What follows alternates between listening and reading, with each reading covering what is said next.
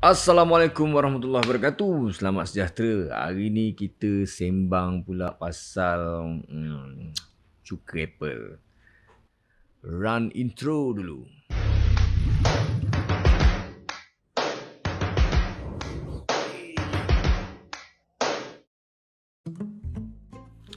Okay, so cuka apple ni dia ada banyak benefit lah. And antara punca kesembuhan aku, alhamdulillah lah, antara asbab kesembuhan aku dulu ialah disebabkan amalan cuka apple ni lah. Jadi kalau kita tengok cuka apple ni sebenarnya dia adalah salah satu, kalau orang Islam lah, Nabi SAW beritahu rumah yang ada cuka, yang ada simpan cuka ni dalam bahasa Arab dia panggil khal. Rumah yang simpan cuka ni pun dah diberi keberkatan, diberi pahala lah, orang yang simpan cuka dekat rumah dia. Dan lebih lagi orang yang makan. So jadi untuk kita orang yang ada GERD, ada anxiety ni, anxiety yang berpunca daripada masalah perut lah. So macam biasa, aku bukan doktor. Aku kongsi pengalaman sebagai orang yang pernah kena GERD dan juga anxiety attack, panic attack. Dan korang tak sepatutnya ambil aku punya percakapan untuk korang punya medical punya terujukan medical, sebab korang kena tanya doktor pakar korang.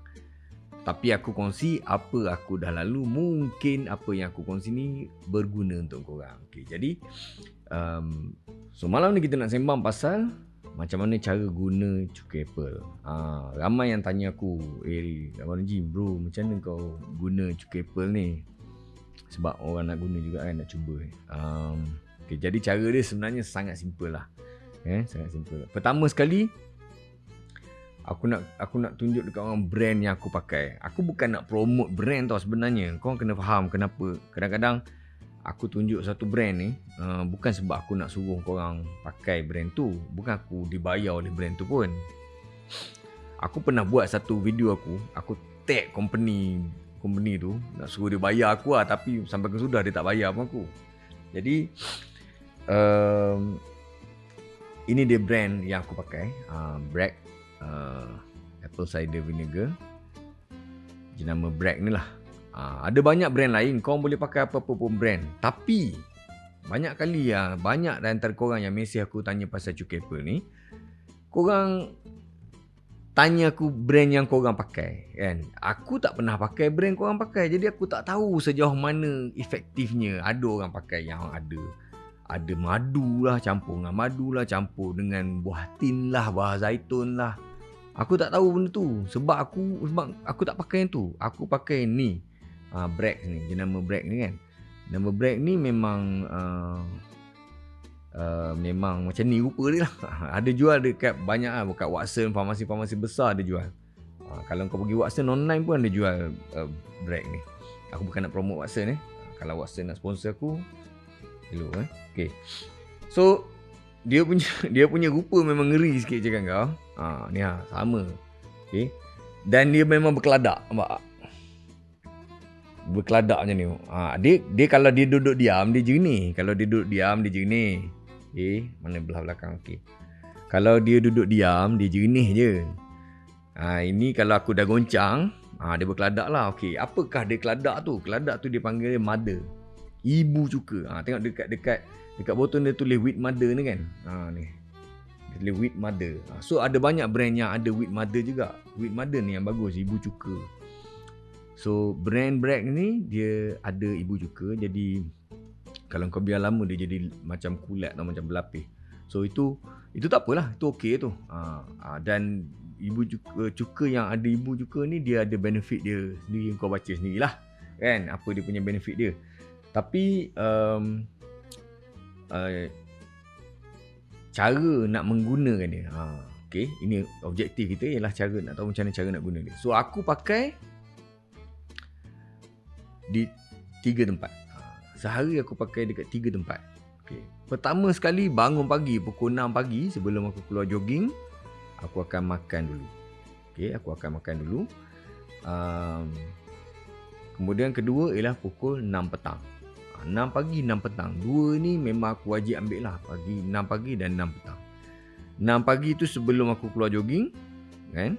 6 petang tu sebelum aku dinner, sebelum aku makan malam. Ini 2 position. Dan ada satu position optional. Ini bila perlu je lah. Bila aku makan daging. So bila aku makan daging, lepas aku makan, aku akan ambil cuka. Sebab cuka ni dia menambah asid dan membantu penghadaman kita lah. Okay, kenapa aku ambil cuka dan kenapa orang GERD bagus ambil cuka? Sebab macam aku cakap dalam video-video aku yang panjang sebelum ni, korang kena tengok balik video aku yang lama ni sebenarnya. Kalau kau nak faham detail, kat sini aku nak explain jadi panjang pula video ni kan. Aku nak pendek je. So basically mengikut aku punya pembacaan dan mazhab aku, aku bukan doktor so mengikut mazhab aku ni, kalau orang dia dah makin berumur, dia punya asid perut dia makin lemah. Dan bila asid perut makin lemah, injap perut, injap kantong perut tu, dia panggil sphincter tu, dia makin renggang. Dan kerenggangan, ini mengikut mazhab aku pakai ni lah. Mengikut doktor tu cakap, doktor kat US jugalah, dia cakap bila asid perut tu lemah, injap tu jadi renggang. Bila renggang itu asid tu naik. Jadi macam mana cara nak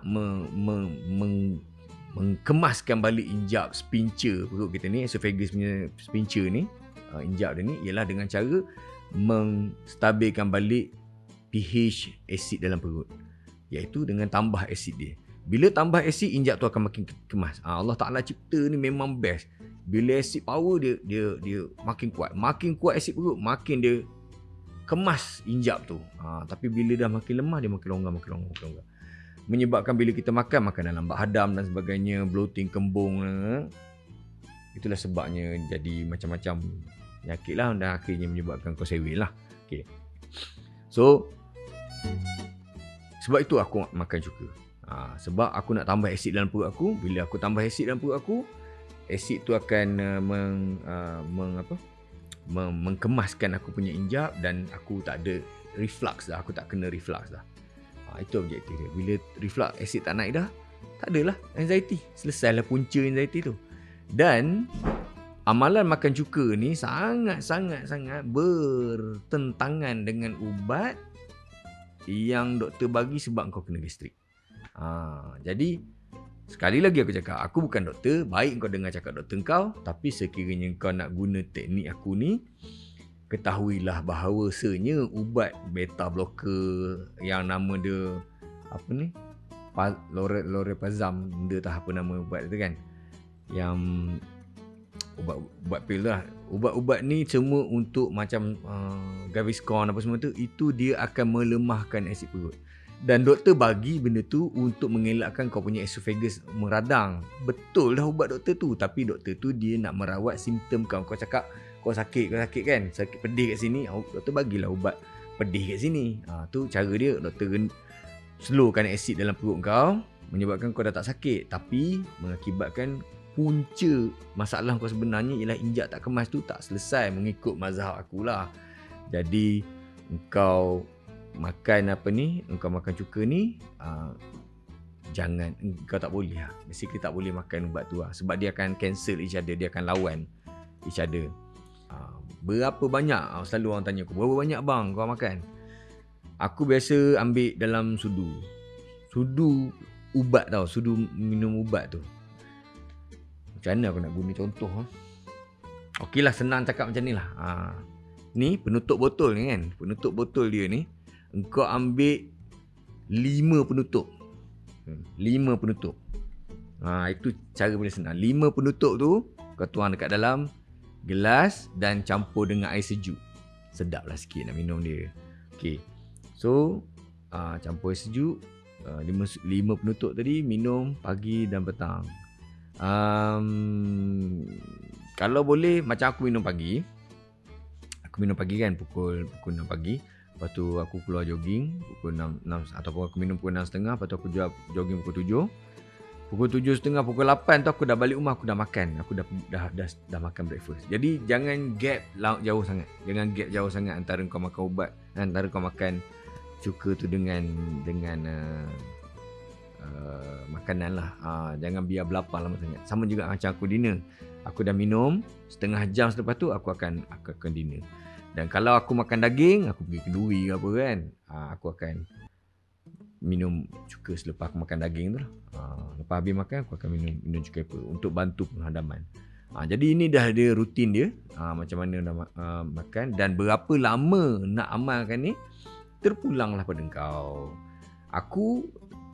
Aku masih lagi mengamalkan.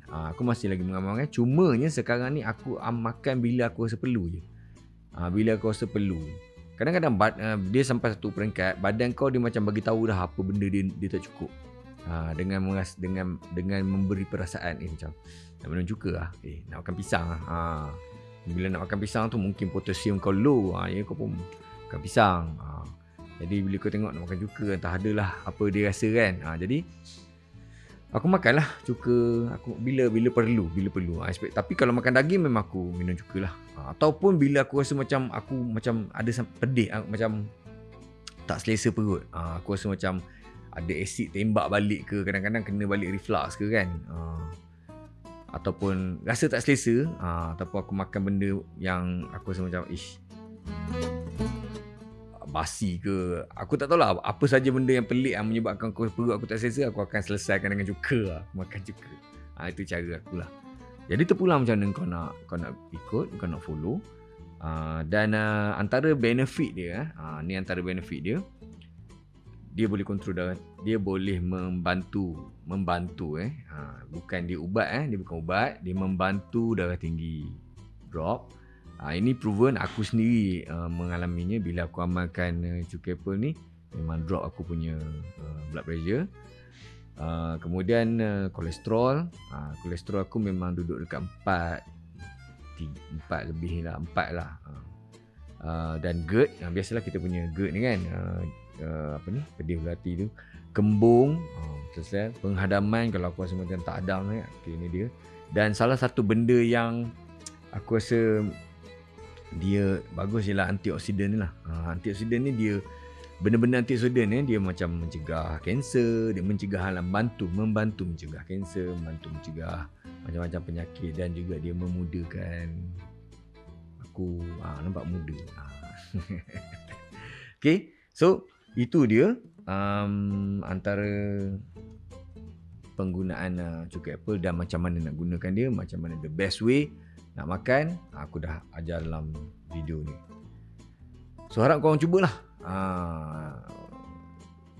Ada satu benda yang selalu orang yang baru-baru nak cuba ni kan, dia takut-takut kan, especially orang yang ada GERD. Dia takut-takut sebab lepas dia minum tu dia rasa macam panas kan.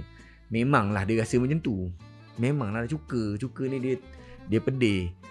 Dia rasa panas, dia warm kan, dia rasa macam panas lah, dia rasa macam panas. Itu normal. Yang tak normal, lepas kau minum kau rasa pedih macam kena hiris. Pedih tu luka, pedih. Itu ada something wrong lah. Janganlah minum dah lepas tu. Kalau kau rasa panas-panas je, tu tak ada apa. Tu normal. Kejap lagi dalam setengah jam dia hilang. Itu biasa, benda biasa rasa. Dan ada side effect juga. Antara side effect dia minum cuka ni ialah dia pantang kena gigi. Dia boleh makan animal gigi kau, menyebabkan gigi kau reput lah. So lepas kau minum cuka, kau kena bilas, minum air ke ataupun kau kumur gigi, kumur lah. Jangan biar lepas minum, biar nanti asid tu makan gigi kau. Senyum pun dah tak ada gigi. Aku gigi ada lagi. Okay, so itu dia penggunaan cuka apple. Semoga membantu kau. Semoga kita semua sembuh. Bye bye.